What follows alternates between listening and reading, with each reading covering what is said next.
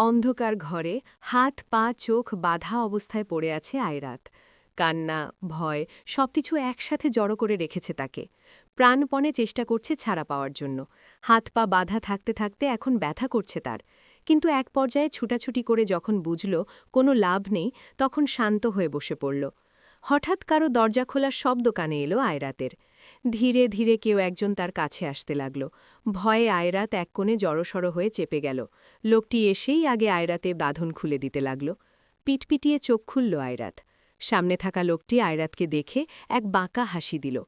আয়রাত সামনে তাকিয়ে দেখল লম্বা চওড়া কেউ একজন দাঁড়িয়ে আছে, কিন্তু অন্ধকার ঘর আর হুডি পরে থাকার ফলে স্পষ্ট তার চেহারা দেখা যাচ্ছে না। কথা যেন আয়রাতের মুখ দিয়ে বের হচ্ছে না, সব কথা একসাথে গলায় এসে দলা পাকিয়ে যাচ্ছে। কিন্তু তবুও কিছুটা সাহস জোগাড় করে আয়রাত সামনে থাকা লোকটিকে জিজ্ঞাসা করল, কে আপনি? কি হলো, কথা বাবা বলছেন না কেন? কে আপনি? কি চাই আপনার? আর কেনই বা আমাকে এখানে তুলে এনেছেন? প্লিজ আমাকে যেতে দিন। এই বলে আয়রাত দৌড়ে সামনে যেতে নিলেই লোকটি খুব করে আয়রাতের হাত ধরে ফেলে। এক টানে দেয়ালের সাথে চেপে ধরে ঠোঁট জোড়া আঁকড়ে নেয়। আকস্মিক এমন কাণ্ডে আয়রাত একদমই অবাক হয়ে গেল। ছাড়া পাওয়ার অনেক চেষ্টা করেও ছাড়া পেল না সেই বিশাল দেহির সাথে পেরে ওঠার জোট আর নেই। আয়রাতের চোখ দিলে অনবরত পানি ঝরছে। বেশ কিছুক্ষণ পর লোকটি আয়রাতকে ছেড়ে দিল। ছাড়া পেয়ে আয়রাত বেশ দূরে চলে গেল, হাঁপাতে লাগল। আয়রাত এবার চিল্লিয়ে বলতে লাগল, অসভ্য লোক কোথাকার! কে আপনি? কেন এনেছেন আমাকে এখানে? যেতে দিন প্লিজ। এবার লোকটি হুট করেই আয়রাতের সামনে এসে পড়ল এবং কানের কাছে আস্তে করে বলতে লাগল, বেবি গার্ল, এত ভয় পাচ্ছ কেন বলো তো? এত ভয় পেলে তো আমাদের ক্রেজি লাভ স্টোরি শুরু হওয়ার আগেই দি এন্ড হয়ে যাবে। আর আমি অসভ্য? অসভ্যের তো কিছু করলামই না। আরও অনেক অসভ্যতা আমি সহ্য করতে হবে তোমাকে, এই অসভ্যের। আর যদি কথা হয় আমি কি চাই, তবে বলবো তোমাকে, শুধুই তোমাকে চাই আমার। বড্ড বেশি যে ভালোবাসি তোমাকে। এবার লোকটি আয়রা থেকে ছেড়ে দিয়ে কিছুটা দূরে গিয়ে দুই হাত প্রসারিত করে বলতে লাগল, বেবি গার্ল, এটা আমার আব্রাহাম আহমেদ চৌধুরীর রাজত্ব, আর তুমি এই আব্রাহাম আহমেদ চৌধুরীর বন্দিনী। এখানে তোমাকে কেউ ক্ষতি করা তো দূরের থাক, চোখ তুলে তাকাতেও পারবে না, কারণ তাকে তাকানোর সুযোগটাই আমি দিব না। তার আগেই তাকে আমি দুনিয়া থেকে বিদায়, পরকালের টিকিট ধরিয়ে দেব। আর কেউ তোমাকে একটি ফুলের টোকা পর্যন্ত দিতে পারবে না। তোমাকে যা করার আমি করব। তোমাকে আঘাতও করব আমি, কষ্টও দেব আমি, আর ভালোবাসব এই আমি। তুমি এখন থেকে আমার কাছেই থাকবে। অনেক দূরে দূরে থেকেছি, আর তুমিও অনেক পালিয়ে বেরিয়েছ আমার কাছ থেকে। আর এক মুহূর্তের জন্যেও আমি পারব না, জান। আমি খাবার আর কাপড় আনছি, খেয়ে রেডি হয়ে নাও, আমরা এখান থেকে বের হব। এই বলে আব্রাহাম চলে যেতে নিলে কিছু দূর যেতেই আবার থেমে পড়ে হালকা পিছনে ফিরে আয়রাতের উদ্দেশ্যে বলে, এখন কি হাগ তুমি করবে নাকি আমি করব?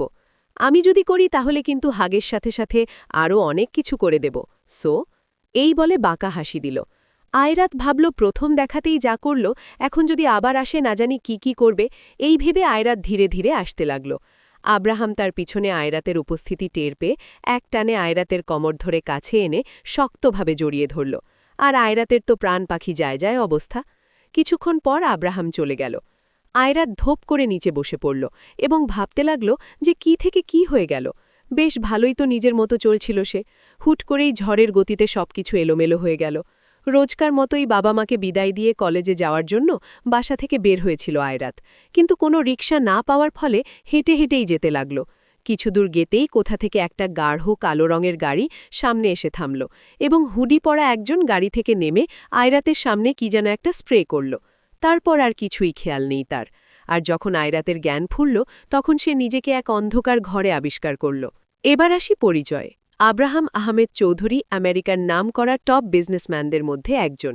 দেশেও তার বিজনেস রয়েছে। এতদিন তা বাবা দেখাশোনা করে আসছিলেন, কিন্তু বাবা এখন অবসর হতে চায়। আব্রাহাম সাথে আন্ডারওয়ার্ল্ডের মাফিয়াও, কিন্তু সেটা সবার অজানা। বেশ কিছুদিন আগেই দেশে ফিরেছে আব্রাহাম। আব্রাহাম দেখতে কোনো হলিউডের হিরো থেকে কম না। লম্বা 6'2", জিম করা বডি, নীলাভ চোখ, চুলগুলো হালকা বড় বড় উপরে স্টাইল করে কাটা, সরু নাক, ঠোঁট আর সাথে চাপ দাড়ি। মেয়েরা আব্রাহামের এক ইশারাকে মরতেও রাজি। আর নোজাইফা বিনতে আয়রাত দেখতে মাশাল্লাহ পুরাই পুতুল। হাইট 5'5", চোখগুলো বড় বড়, চিকন নাক, পুরু ঠোঁট, তবে তার ঠোঁটের ঠিক নিচে একটা ছোট্ট তিল রয়েছে যা তার সৌন্দর্যকে আরও বাড়িয়ে দিয়েছে।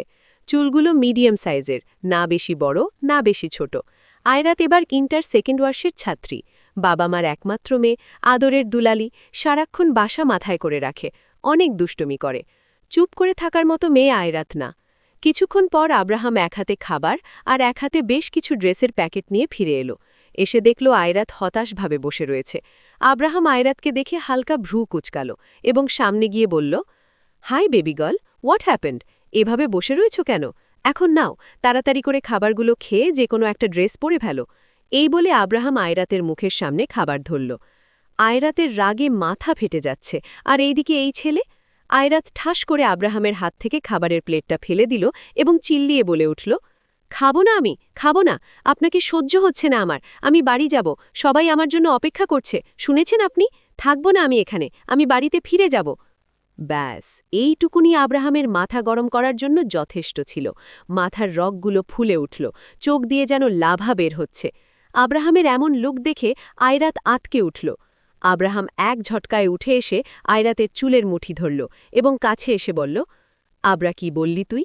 আর একবার বল।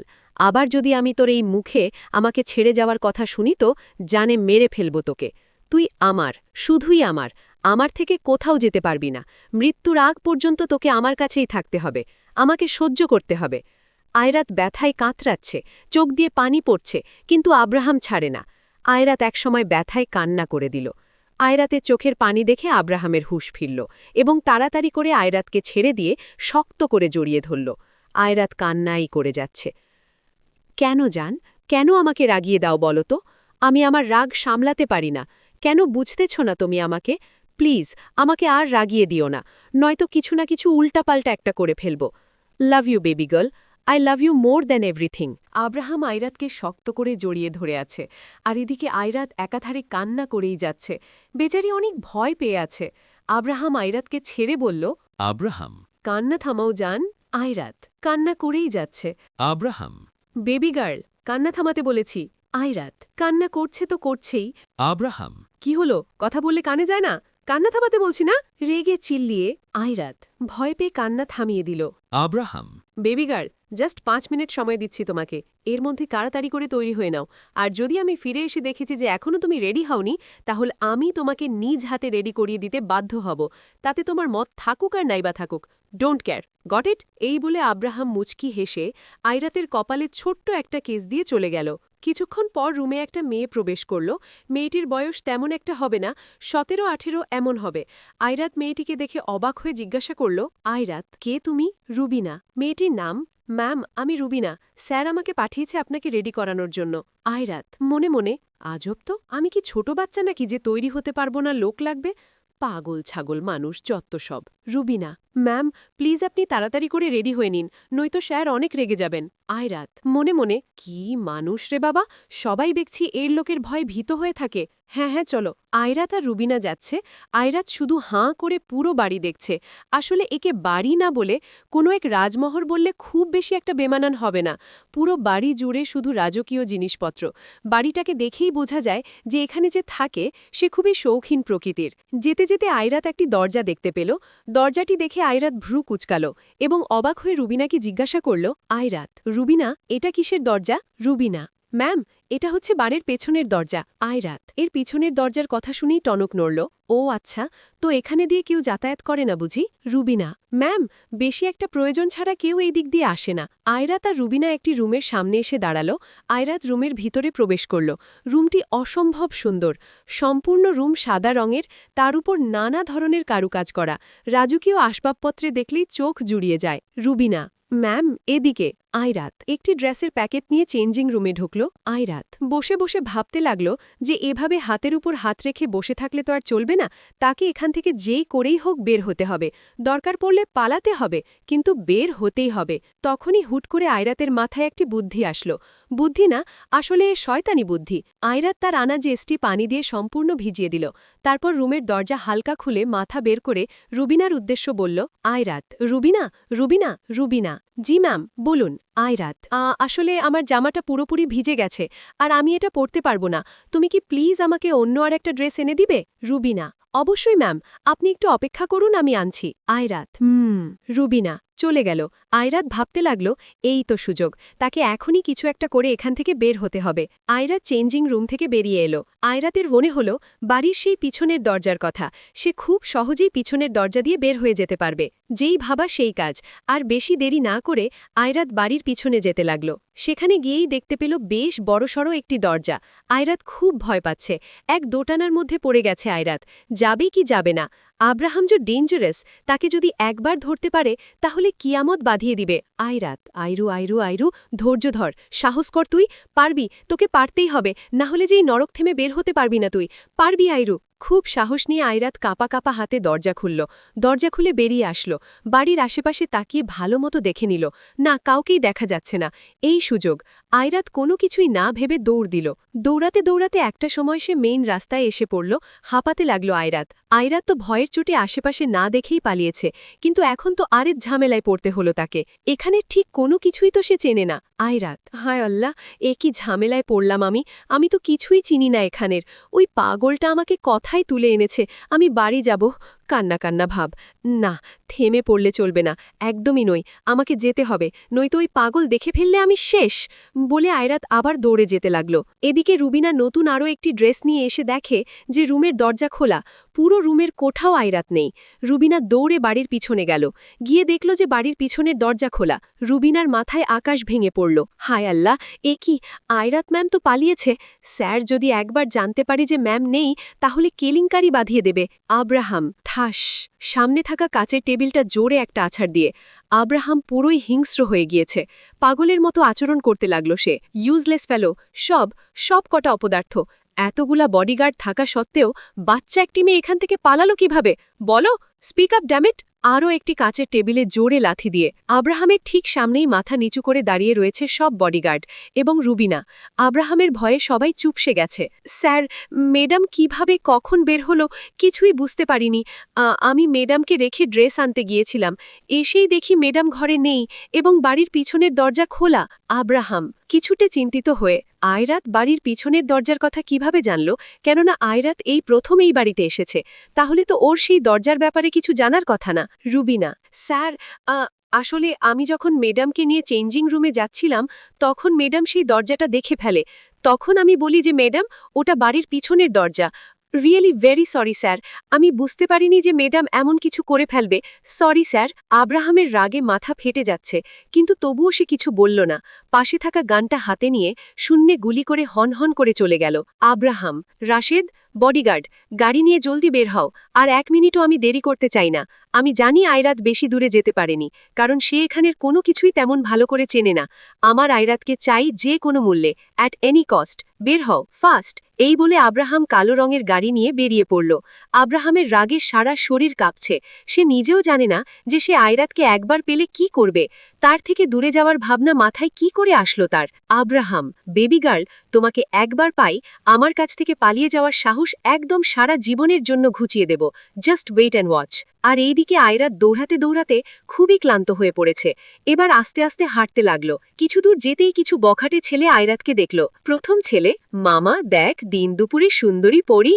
দ্বিতীয় ছেলে, ঠিক বলেছিস, একে পেলে ভাগ্য খুলে যাবে একদম। তৃতীয় ছেলে, চল যাওয়া যাক। চতুর্থ ছেলে, হ্যাঁ হ্যাঁ চল।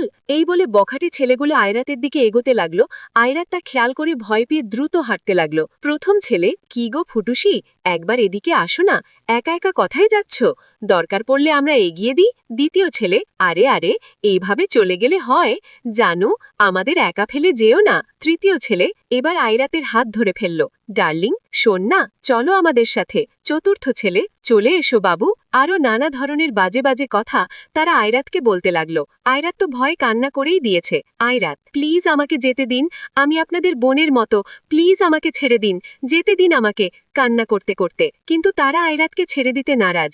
তাদের মধ্যে থেকে একটি ছেলে যেই না আয়রাতের ওড়নার দিকে হাত বাড়াতে যাবে, ঠিক তখনই আব্রাহাম এসে ছেলেটির হাত ধরে ফেলে এবং এক ঘুষি দেয়।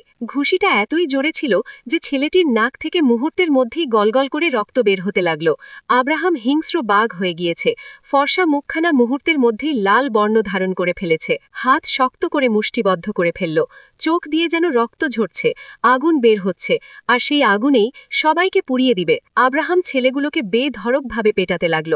প্রথম ছেলেটিকে ইচ্ছে মতো লাথি ঘুষি দিতে লাগল, মারতে মারতে একদম আধা মরা করে দিল। দ্বিতীয় ছেলেটির নাক বরাবর ঘুষি দিল, যার ফলে ছেলেটি মাটিতে লুটিয়ে পড়ল। আব্রাহাম ছেলেটির মুখ রাস্তায় ঘষে নিয়ে যেতে লাগল, যার ফলে ছেলেটির মুখ থেকে একদমই চামড়া উঠে গিয়ে রক্তাক্ত হয়ে গেল। তৃতীয় ছেলেটি অর্থাৎ যে ছেলেটি আয়রাতের ওড়নায় হাত দিয়েছিল, আব্রাহাম সেই ছেলের হাত ভেঙে দিল। চতুর্থ ছেলেটিকে লাথি দিতে দিতে মুখে থেকে রক্ত বের করে ফেলল। আব্রাহামের রাগ যেন থামার নামই নিচ্ছে না, সব কিছু ধ্বংস করে দিতে লাগল সে। আয়রাত তো ভয়ে একদম পাথর হয়ে গিয়েছে, কানতে কানতে হিচকি উঠে গিয়েছে আয়রাতের। আব্রাহাম, জানোয়ারের বাচ্চারা, তোদের সাহস হয় কি করে আমার কলিজার দিকে চোখ তুলে তাকানোর? এক একটাকে জানে মেরে ফেলব। তোরা তোরা আমার আয়রাতের দিকে, আমার জানের দিকে নজর দিয়েছিস। তোদেরকে মেরে আমি তোদের মাংস রাস্তায় কুকুরদের খাওয়াবো। ছেলেগুলো প্রায় মরেই গেছে। তখন আব্রাহাম আয়রাতের দিকে তাকালো। আব্রাহামের রক্তবর্ণ চোখ দেখে কলিজা কেঁপে উঠল আয়রাতের।